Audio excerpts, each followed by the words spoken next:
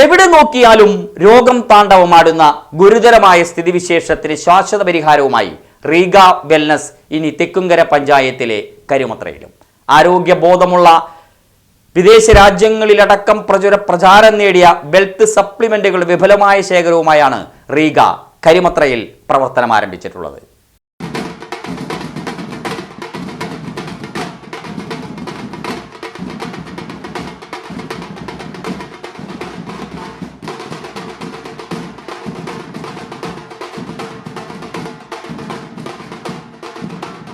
ഭീതി പടർത്തി അനാരോഗ്യം, ആശ്വാസം നൽകി ആയുർവേദം എന്ന സന്ദേശവുമായാണ് റീഗ പ്രവർത്തന പന്ഥാവിൽ പുതിയ ചുവടുവയ്പ് നടത്തുന്നത്. എലമെന്റ്സ് എന്ന വിശ്വോത്തര ബ്രാൻഡിന്റെ ഒട്ടനവധി ഉൽപ്പന്നങ്ങൾ ആരോഗ്യമാതാ ദേവാലയത്തിന് മുന്നിലുള്ള PG ആർക്കേഡിലെ ഷോറൂമിൽ നിന്ന് നേരിട്ട് വാങ്ങാനാകും. ഡയമണ്ട് വെൽനസ് ചെയർമാൻ പപ്പൻ മണലിത്രയുടെ നേതൃത്വത്തിൽ സംഘാടക മികവിന്റെ പ്രതീകങ്ങളായ ഒരു ടീം തന്നെ റീഗയുടെ പുറകിലുണ്ട്. മലപ്പുറം ജില്ലാ ഡെപ്യൂട്ടി കളക്ടർ സക്കീർ ഹുസൈൻ റീഗ നാടിന് സമർപ്പിച്ചു. റീഗയെപ്പോലുള്ള മികച്ച സംരംഭങ്ങളുടെ ഉദയം ആയുർവേദം അന്യം നിന്നു പോകാതിരിക്കാൻ വഴിവെക്കുന്നതായി സക്കീർ ഹുസൈൻ പറഞ്ഞു. എല്ലാ പഞ്ചായത്തുകളിലും ആയുർവേദ ആശുപത്രികളും മികച്ച ഡോക്ടർമാരും ഉണ്ടാകുന്നത് ഭാരതീയ ചികിത്സാ രീതികളുടെ കുതിപ്പാണെന്നും കൂട്ടിച്ചേർത്തു. തെക്കുംകര പഞ്ചായത്ത് പ്രസിഡന്റ് TV സുനിൽകുമാർ അധ്യക്ഷനായി.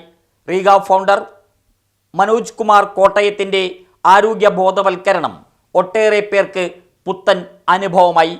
NTC leader Althaf university, RTC Shuhaib Cherumukku, Taj founder Ismail Theyyala, Musthafa Chullippara, Uvais Theyyala, Bindu Krishna Velimukku, Rajitha Babu Areekode, Sivadasan Kuriyad, Fathima Suhara Valanchery, PM Aishwarya, Karumathra Arogyamatha പള്ളി വികാരി മനോജ് കീഴൂർ മുട്ടിക്കൽ, വിരുപ്പാക്ക ജുമാ മസ്ജിദിലെ ഖാലിദ് സക്കാഫി, ലത്തീഫ് ലക്കിടി, മണലിത്ര ജുമാ മസ്ജിദ് ഖത്തീബ് ബഷീർ അസ്ലമി, അൻവർ ഹുമൈദി പരപ്പനങ്ങാടി എന്നിവർ സംസാരിച്ചു.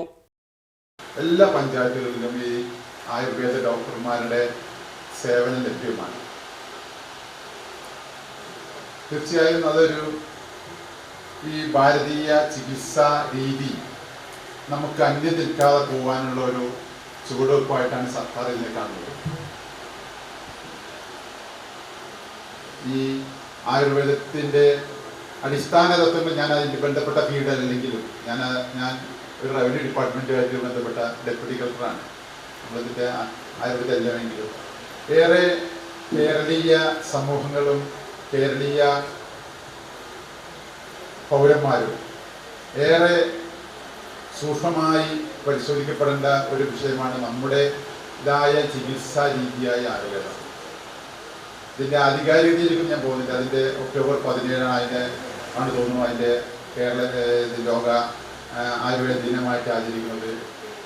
മുനിമാരും ഋഷിമാരും തുടങ്ങി വെച്ച ശാസ്ത്രശാഖയാണ് ഈ ആയുർവേദം എന്ന ചികിത്സാ രീതി. ഇവിടെ സെമിനാറാണ് ഇതിന് ഉദ്ഘാടനം ചെയ്യുന്നത് എന്നുള്ളത് അറിയാം. അതുകൊണ്ട് തന്നെ വ്യത്യസ്ത ചികിത്സാ രീതികൾ നാട്ടിൽ ലഭ്യമാകുമ്പോൾ ആയുർവേദത്തിനോട് അട്രാക്ഷനുള്ള കുറേ ആൾക്കാരുണ്ടാവും.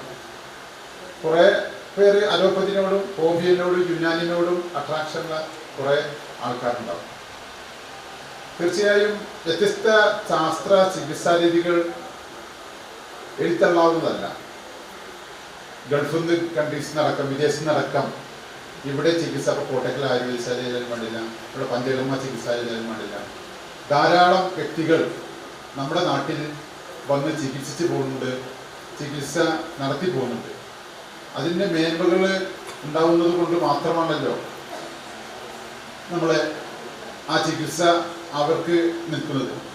തീർച്ചയായും ഒരു വ്യക്തി, പഞ്ചായത്ത് പ്രസിഡന്റ് പറഞ്ഞ പോലെ, ഒരു വ്യക്തി എന്ന് പറയുമ്പോൾ ഒരു കുടുംബത്തിന്റെ ആരോഗ്യം എന്ന് പറയുന്നത് തന്നെയാണ് അയാളുടെ മനസ്സിനോട് ബന്ധപ്പെട്ടിരിക്കുന്നത്.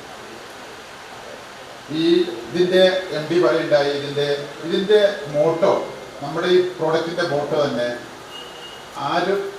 രോഗം വരാതിരിക്കുക. Prevention is better than cure. പ്രിവെൻഷനാണ്. ഒരു രോഗം നമ്മൾക്ക് വരാതിരിക്കാൻ എന്തൊക്കെ മാർഗങ്ങളുണ്ട്, അതിനുള്ള മരുന്നുകളാണ് ഇവിടെ പ്രൊമോട്ട് ചെയ്യപ്പെടുന്നത്. തീർച്ചയായും അത് രോഗം വന്ന് ചികിത്സിക്കേക്കാളും ഭേദം ഒരു രോഗം വരുന്നതിന് മുന്നേ ചികിത്സിക്കുകയാണ്. രോഗം വരുന്നതിൻ്റെ മുന്നേ നമ്മൾ ആയുർവേദത്തിൽ പറയുന്ന മാതിരി രാവിലെ കുളി, മറ്റ് ചൂടുവെള്ളത്തിൻ്റെ കുളി, തൈലം തേക്കുക, അങ്ങനെയുള്ള പഥ്യങ്ങൾ, ചിട്ടകൾ എല്ലാം ഒരു വ്യക്തിയിൽ ഉണ്ടാകുമ്പോൾ തന്നെ നമ്മുടെ ഒരു രോഗത്തിൽ ഒരു രോഗം വരാതിരിക്കുന്ന ഒരവസ്ഥ നമുക്കുണ്ടാവും.